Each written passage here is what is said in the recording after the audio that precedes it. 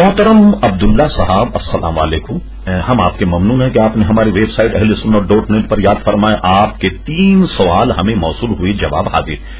پہلا سوال تو آپ نے یہ کیا کہ ایک حدیث میری نظر سے گزری کہ میری امت 72 فرقوں میں تقسیم ہوگی جس میں سے ایک جماعت حق پر ہوگی. میری سمجھ میں نہیں آ رہا ہے کہ باقی فرقے کے لوگ بھی نماز، روزہ، زکوٰۃ اور دیگر اچھے اعمال کے پابند ہوں گے، تو کیا ان کے اعمال کا انہیں کوئی اجر نہیں ملے گا؟ پہلا سوال. دوسرا آپ نے یہ پوچھا کہ وہ کون سی جماعت ہوگی جو حق پر ہوگی.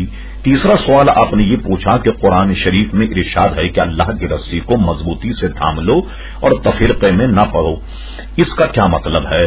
محترم عبداللہ صاحب، سب سے پہلے تو آپ کے ذہن میں یہ رہے کہ شاید آپ سے لکھنے میں سہو ہو گیا.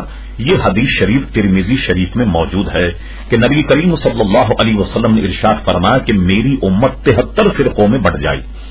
تو آپ نے 72 لکھا، لیکن حدیث میں ہے کہ 73 طبقوں میں 73 فرقوں میں بڑھ جائے گی، اور اس میں ایک طبقہ، ایک جماعت جو ہے وہ ناجی ہوگی اور باقی جہنمی، یعنی ایک جماعت جو ہے وہ حق پر ہوگی اور باقی جماعتیں جو ہیں وہ حق پر نہیں ہوں گی. اچھا، اب دوسرا جو آپ نے سوال کیا اس کا جواب بھی اسی میں آ جاتا.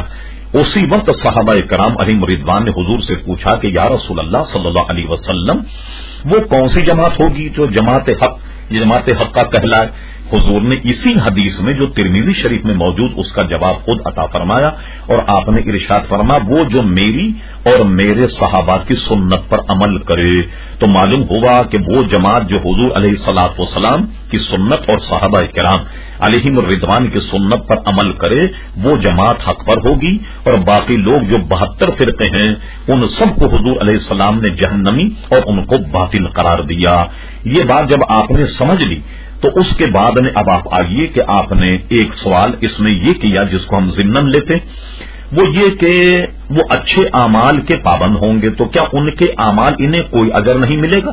سب سے پہلے آپ قرآن مجید فرقان حمید ہی سے پوچھیے. ارشاد باری تعالیٰ ہوا اوائل میں بالکل پہلے پارے میں آپ پڑھ لیجئے گا.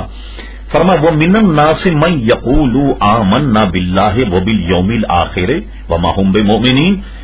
یعنی منافقین کے لیے یہ فرمایا گیا کہ اے میرے محبوب صلی اللہ علیہ وسلم، بعض لوگوں میں کچھ ایسے لوگ بھی جو یہ کہتے ہیں کہ ہم ایمان لائے اللہ تبارک و تعالیٰ پر، وہ بالیوم الآخر اور آخرت کے دن پر ایمان لائے، وما ہم بمؤمنین، مگر وہ مومن نہیں ہیں.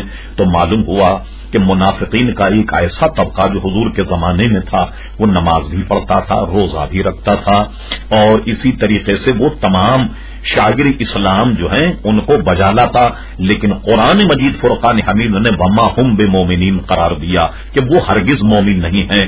تو معلوم یہ ہوا کہ نبی کریم علیہ الصلوۃ والسلام کی جماعت سے کوئی الگ ہو جائے، اپنا تشخص الگ بنا لے، تو ایسا شخص چاہے وہ نماز پڑھے، حج کرے، زکات دے، تو ایسے شخص کے یہ تمام اعمال جو ہیں یہ بالکل اکارت چلے جائیں گے.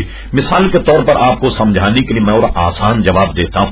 اس زمانے میں قادیانیوں کو دیکھیے، ایک بہت بڑی جماعت کی صورت میں ہے، یہ نماز بھی پڑھتے ہیں، روزہ بھی رکھتے ہیں، زکات بھی دیتے ہیں، اور اپنے آپ کو مسلمان کہلوا کر یہ حج کرنے بھی جاتے ہیں. مجھے بتائیے کہ صرف ایک عقیدہ کہ انہوں نے مرزا غلام احمد کو معاذ اللہ نبی تصور کر لیا، کیا ان کی نماز کام آئی؟ کیا ان کا روزہ کام آیا؟ کیا ان کا حج کام آیا؟ کیا ان کا کلمہ پڑھنا کام آیا؟ یہی بات حضور بیان فرما رہے ہیں کہ حق پر وہ جماعت ہوگی جو میری اور میرے صحابہ کی سنت پر عمل کرے. تیسرا سوال آپ نے یہ کیا کہ قرآن شریف میں ارشاد ہے کہ اللہ کی رسی کو مضبوطی سے تھام لو. وہ آیت مقدسہ یہ ارشاد باری تعالیٰ واعتصموا بحبل اللہ جمیعا ولا تفرقوا، اللہ کی رسی کو مضبوطی سے تھام لو اور تفرقہ نہ ہو جاؤ. اس سے یہ بتایا گیا کہ شریعت محمدی کو مضبوطی سے تھام لو، دین حق کو مضبوطی سے تھام لو اور تفرقہ مت ہو جاؤ. تو ظاہر ہے کہ جو لوگ تفرقہ ہوئے اور نکلتے گئے تو وہ انہی 72 فرقوں میں شمار کیے جائیں گے کہ جنہیں حضور علیہ الصلوۃ والسلام نے ارشاد فرمایا، اور اس کی خبر حضور علیہ الصلوۃ والسلام نے 1400 برس سے پہلے دے دی. میں سمجھتا ہوں عبداللہ صاحب آپ کی تشفی ہو گئی ہوگی، اگر نہ ہوئی ہو کوئی ضمناً کوئی اور کراس کوشچن ہو تو آپ فرمائیے، انشاءاللہ آپ کو